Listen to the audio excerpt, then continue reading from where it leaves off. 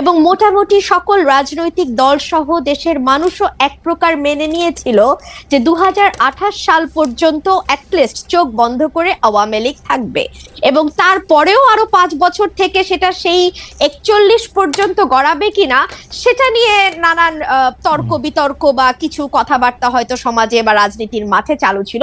কিন্তু অ্যাটলিস্ট 28 পর্যন্ত মোটা দাগে সকলেই হাসিনাকে মেনে নিয়েছিল।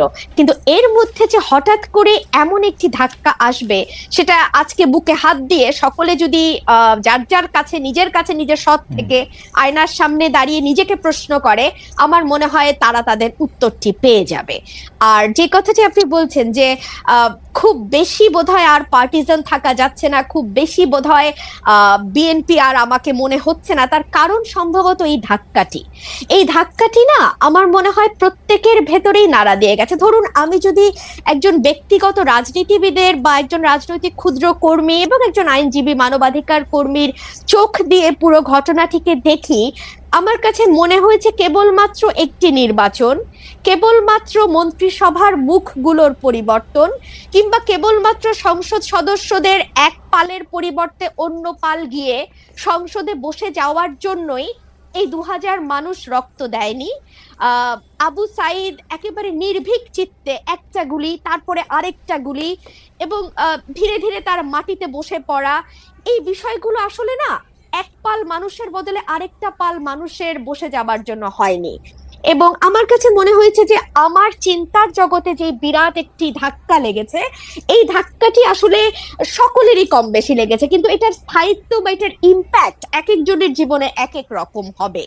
ধরুন আমার কাছে মনে হয়েছে যে একটি সুষ্ঠু নির্বাচন, বাংলাদেশে যদি একটি সুষ্ঠু নির্বাচনের ধারাবাহিকতা থাকতো তাহলে কি হতো?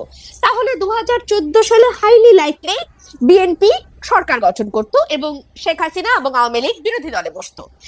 18তে গিয়ে হয়তো আবার তারা ক্ষমতায় যেত, 24-এ হয়তো আবার অন্য আরেকটি দল বিএনপি হয়তো ক্ষমতায় আসতো। এভাবে একটা পালা বদলের মধ্যে দিয়ে যেত, এবং পালা বদলের মধ্যে দিয়ে গেলে যে বিষয়টি হতো খালেদ, আমার কাছে মনে হয় রাষ্ট্রের যে প্রতিষ্ঠানগুলো যেগুলোকে দুমড়ে মুচড়ে ভেঙে ফেলা হয়েছে 15 বছরে, সেই প্রতিষ্ঠানগুলোকে এভাবে হয়তো ভেঙে ফেলা যেত না।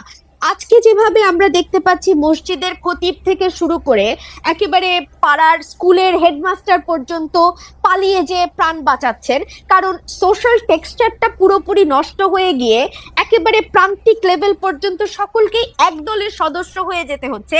এই অবস্থাতে বাংলাদেশ যেত না। একটা পাওয়ারের তো একটা ব্যালেন্স থাকে, ভার্টিক্যাল এন্ড হরাইজন্টাল। ভার্টিক্যালটা হয় রাষ্ট্র, হরাইজন্টালটা হয় সমাজ। কিন্তু আমাদের এই সমাজের টেক্সচারটাকে, সমাজের বুননটাকে খুবই সিস্টেম্যাটিক্যালি হত্যা করা হয়েছে, এবং হত্যা করা হয়েছে খুবই একটা পারপাসফুলি, একটা মানে লক্ষ্যকে সামনে রেখে। লক্ষ্যটা হচ্ছে আমাকে যে কোনো মূল্যে ক্ষমতায় থাকতে হবে। সুতরাং এইরকম ভুল যদি পরবর্তীতে কোনো রাজনৈতিক গোষ্ঠী এই ভুলটি করবার ন্যূনতম চেষ্টা করে, এই দেশের মানুষ কিন্তু মরতে শিখেছে, এবং ওরা কিন্তু একটা ভীতির মধ্যে ছিল। হ্যাঁ, 15 বছর লিখতে ভয় পায়, বলতে ভয় পায়, নিজেকে এক্সপ্রেস করতে ভয় পায়, ইচ্ছা করে একটা পালের মধ্যে লুকিয়ে